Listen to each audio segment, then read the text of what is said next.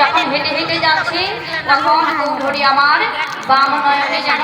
বসন্তী আগে বদনটা ঢেকেছে বাবে ঢেকে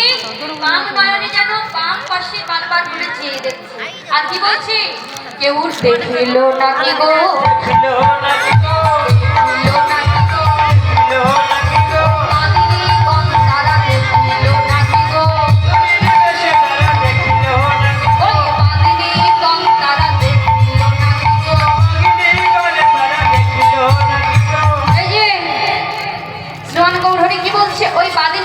দেখতে পেল